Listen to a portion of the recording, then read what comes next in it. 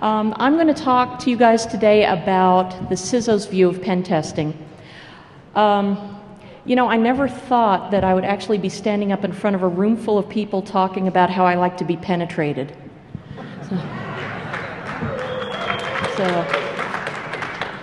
So yeah, but it's Vegas, so I guess everything goes. I think I have to define pen testing first because there are a couple of different ways that you can slice it. First of all, there's the do I get in, you know, guns a-blazing sort of pen test. And then there's the horizontal sort of assessment where you're trying to catalog all of the vulnerabilities at a given site instead of a binary do I get in or do I not get in. And which one to use is actually a pretty big problem, especially when it comes to a pen test that is supposed to happen for compliance or for due diligence. So when I was ordering up pen tests in my previous life as a CISO, I would do either one depending on the requirements. And one of the things that I heard about at ShmooCon, I think it was last year, there was a big debate about whether it counted if you didn't exploit a vulnerability when you did a pen test. And so people were saying, no, you have to exploit it.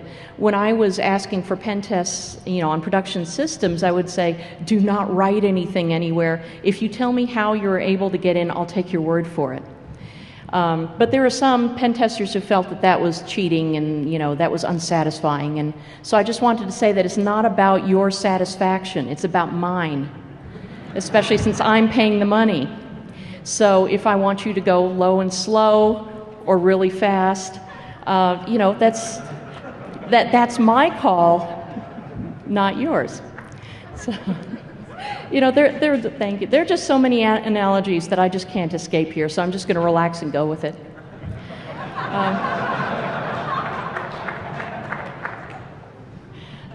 So, pen testing. I have spent a lot of time trying to figure out what it was when I engaged a pen tester, what they were going to do for me, or to me, or whatever.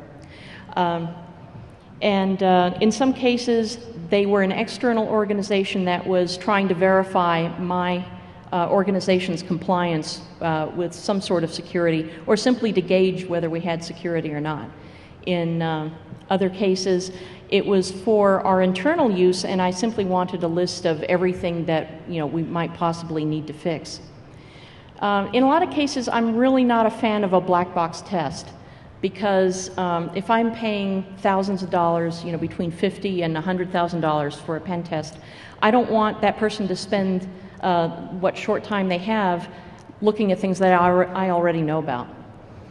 So what I would usually do is a sort of a semi-crystal box test. I would give them the list of all the things we already knew about and say, okay, the rest of the work is for you to tell me what I don't know. And that could involve anything from social engineering to you know, simply running Nessus. Now I have to give a shout out here to the pen test execution standard folks, because I think that is such a useful standard that's coming up for those of us who need to order up a pen test and need to be able to specify exactly what it was. It used to be that you know, I couldn't list for a pen tester everything that I wanted them to do, every tool I wanted them to use, every technique, because obviously it depends on what they found in the first pass.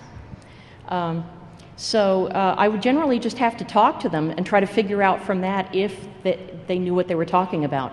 So then I could trust that they would actually be able to do a good job for me. And especially when you're putting it in a statement of work and you need to be able to enforce a contract that is a statement of work, you need a binary list where you can say you did this or you didn't do this, because otherwise it's not enforceable. Unfortunately, that turns into a checklist, and I know people hate checklists, but again, for the purposes of a contract, you have to be able to make sure it's enforced or not enforced in case you have to go to court. So having something like the PTES as a list and being able to say, okay, you're going to do these parts, these parts, these parts, and here's the time length that it will take, will also help the pen testing organization price this appropriately. Because again, when they come in with a bid, it's very hard to figure out from the pricing what they're going to do, how many people they're going to put on it, and how long it's going to take. I have to apologize for not having any slides. I just didn't feel like it, but I would like to I would like to call up a stunt pen tester to the podium. So this is Mr. Joseph Sicoli, who is just plain awesome. See, da da da. So if I start saying something stupid, you can watch on his face as he starts reacting to what I'm saying. The other problem that both CISOs and pen testers, I think, have in common is that there is never enough time to do a proper pen test. I have talked to some folks at very, very large MSSP organizations who the actual testers would be given maybe 3 days to pen test an app. They would come at the last minute and say, okay, we just signed this contract, you need to be done by Monday. And of course, there's no way that you can do a proper job in that amount of time. No. That actually, that happened to me once when my management came to me and said, you know, we need to do diligence on this product, and by the way, we're going to announce that we're purchasing it on Monday, and this is Friday, so can you test it over the weekend? And my colleagues said some really bad words for a very long time. And then we got to work, and we worked, you know, all weekend. Now, I can't resist as a CISO sometimes playing with my pen testers. And for example, there was one who, yes, somebody's going, ooh. There was somebody who I knew him pretty well. He was going to do a pen test on us. And we were going to do some maintenance on our firewalls during the window of the engagement. And we thought, gosh, how are we going to keep him from doing this? And we knew that he tended to sleep in late. So we figured what we would do is send somebody to get him drunk so that he would sleep in really late in the morning, and that would give us time to do the firewall maintenance before he started testing. Another thing that we thought about doing was what I call port flashing. We would, you know, open something, and then the next time he came back with another scan, it'd be closed again. So it'd be open and closed and open and closed. And I really like to see that report, you know, when it came back. I don't know. It was there. What? That's horribly evil. Yes, it is horribly evil. But seriously, you know, in a dynamic environment, you do have to deal with that sort of thing. You know, people are bringing things up and down, and you just have no idea. You can't have everybody stop while the pen test happens for 2 to 4 weeks or however long you're doing it. So yeah, there will be something that will be on a finding, and you'll go back and go, oh, it's gone now. So the "are you in yet" question, because I can't tell if you're in yet. That was the sort of that was the question I always asked, you know. And I would you know, sleep with my BlackBerry at night, waiting for it to vibrate to tell me that, you know, me and my loneliness in my BlackBerry, waiting for them to tell me that they were in. And you know, when I got the call, I would immediately have to, you know, get some people on whatever vulnerability it was that they found. But yeah, that was the highlight of my existence, is waiting for that vibration, waiting for that call. Now let me talk a little bit about reporting, because that's where, in my experience, pen testers tend to fall down. They want to write about the really sexy stuff, and they want to do a couple of screenshots and go, yeah, you know, this is where it was laid wide open. I really love this part. But that's not as helpful to me. I mean, first of all, it makes very lurid reading for the auditor, and they get very excited about that. But but it doesn't, you know, do a whole lot for me. What I need a report to say is not only what the vulnerability was, how it was exploited, what the potential impact was, and we'll talk about impact in just a minute, but how likely it would be that somebody would be able to do it, what the skill level was, that it would take to exploit that vulnerability. And then from there, I would have to figure out, well, who would want to do that? Because the other thing is when I would take these lists of vulnerabilities, these findings, to a sysadmin or a developer, they'd say, well, who would want to do that? You know, our users don't want to do that. And I'd have to explain that it's not about our regular users.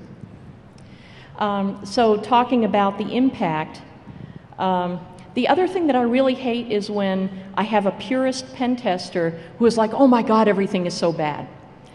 And this is not useful to me because if you list, for example, that we're still supporting SSL 1.0, that's the sort of thing that the auditor gets really excited about, and I have to explain that this is not a big deal. Yeah. Okay. Yeah, who cares?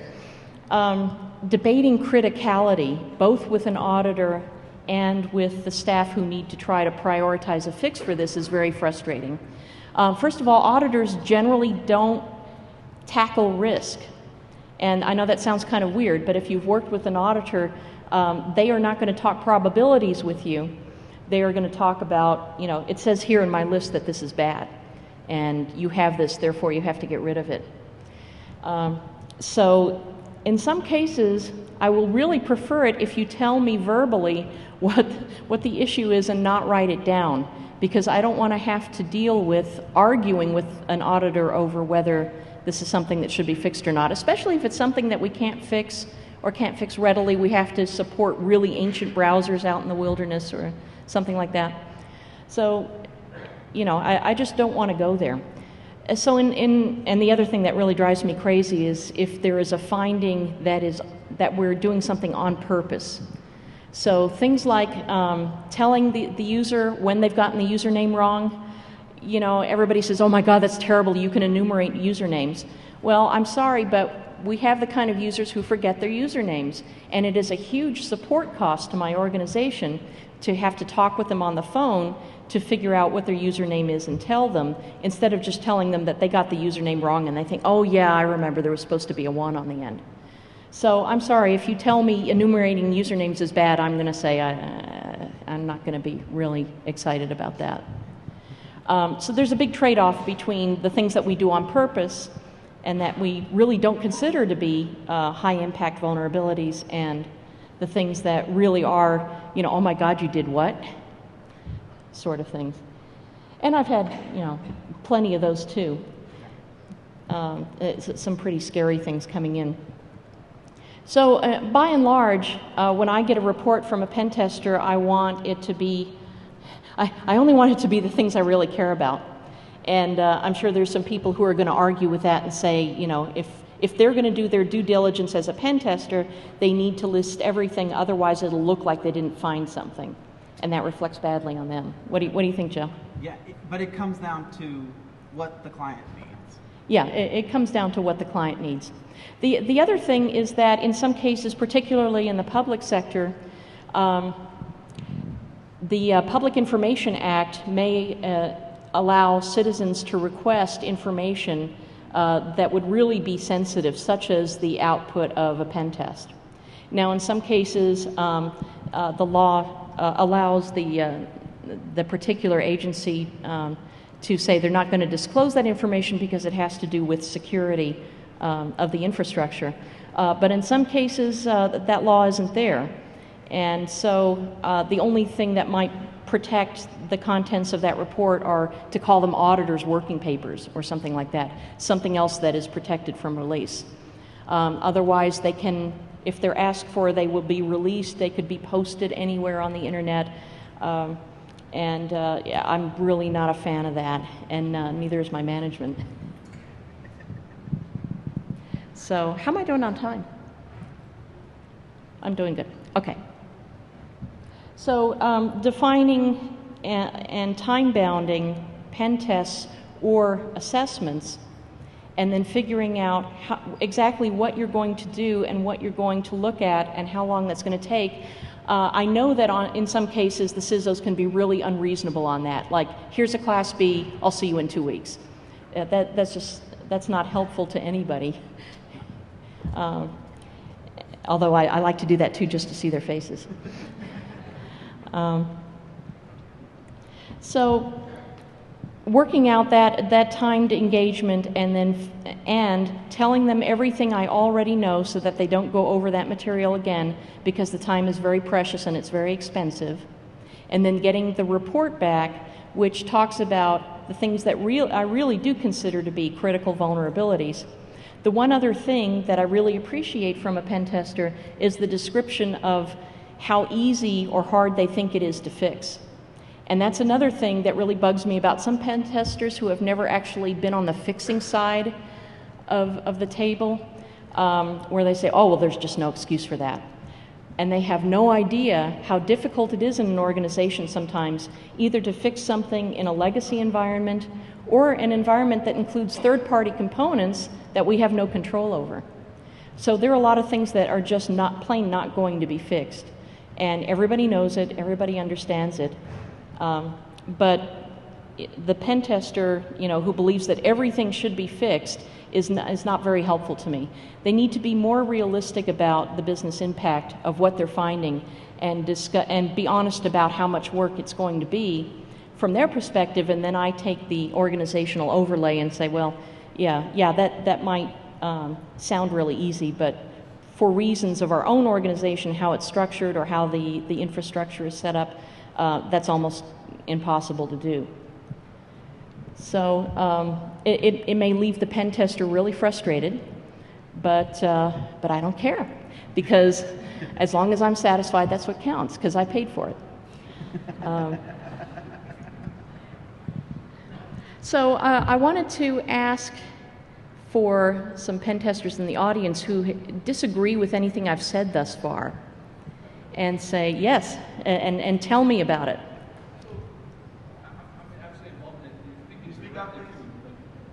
I'll repeat it after he says it. I'll use my louder voice. Yeah, use your outdoor voice. You're speaking directly to a topic I'm encountering right now in an assessment, so it's kind of glaring out at me. But yeah. In this one particular case, it's something that I couldn't, in my right mind, leave off a report or not report on. Mm-hmm. So even though in this particular case it's a third-party app on a legacy system, that they probably can't get fixed. Mm-hmm. Even if they wanted to. So, what would you say do in that case? Okay, so if I understood that correctly, the question is that you don't feel you can leave off any sort of finding, even if it is on a legacy system or a third-party system that can't be fixed. And so you're asking what I think I should do about that. In some cases, I've seen two versions of reports. One is the verbal report, where they will tell me exactly what steps they took, what the vulnerability was, what they got, and then there will be the for general publication report, which will simply say the equivalent of, there was something really bad here, and it might allow access to personal identifying information. So I know in my working notes exactly what the problem is, and so I can follow up and see if it is really fixed. But in any document that might have to be released, either to senior management or to the public, it just says something very vague. And actually, state auditors will do the same thing. They will, if they're looking at something and they have a finding, they would often call me up on the phone and say, okay, here's the finding, here's what we have a problem with. But then in their report, they will just say, oh, there was some general badness here. And that's the agreement that we have, both to get it fixed and yet not to make anything too explicit in writing that might come back to bite us. Does that answer your objection, or is that still? It's a fair statement, and that's kind of what I'm doing now. I'm basically generating two reports. Mm-hmm. One, for the engineers at the office, and then one that they can present to their audit. Yeah. So you're already doing that. One for the engineers, one for the auditors, and everything. Yes, sir. So I want to give you a chance to clarify something you just said, because it strikes me as very wrong. Okay. And that is that you said you wanted some things reported to you verbally only, and not down in writing. And it sounds like you're trying to avoid regulatory scrutiny, and that strikes me as unethical. Okay, good. Very good. Okay, so what he said was he felt that my requesting reports verbally without putting them in writing might be seen as a way to skirt regulatory requirements or reporting requirements, and that strikes you as unethical. That's very fair, and I think that in some cases, especially, this is really sticky stuff, especially when you're talking about the public sector, because there's the need to protect the infrastructure, and that includes not publicizing vulnerabilities, but there's also the requirement to fulfill any reporting requirements that are there. The thing is, though, that especially in legislation is very, very high level. It doesn't say what you have to report in a pen test. So it's often up to my judgment to say, here's what I think the public needs to know or deserves to know, and here's the stuff that I think they don't need to know, and yet it may be an internal report that I give to my management and say, you know, here's what they really found, and this is when it's going to be fixed. But there's a big, you know, gap in there. Yes, sir. You're in the back.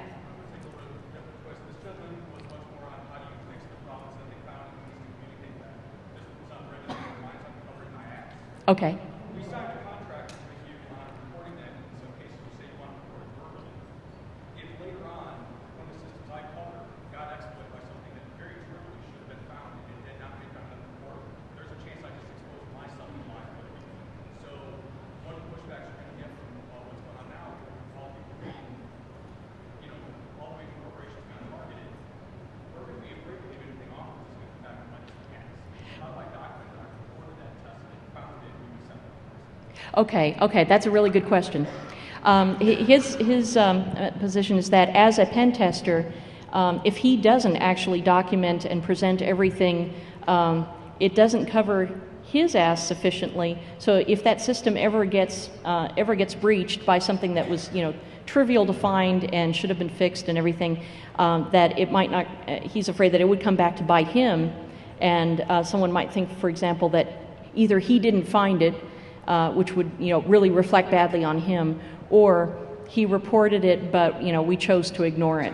And, you know, you want to make it very clear which part of the risk acceptance is ours and which part was you doing your professional job, right, and making sure that that everything you found was communicated in a particular fashion. And in some cases, it just comes down to level of detail. I mean, there are a lot of things where I would say, yeah, you know, we have to list that this was found, but we don't have to say exactly what steps you took to exploit it. Now, whether you feel that that's not being forthcoming enough with an internal organization or, say, with an external product, that's something we can debate in the Q&A room, because I have like 1 minute left. So I will wrap this up. But if you would like to talk about this more, thank you very much, and good luck to all of you out there.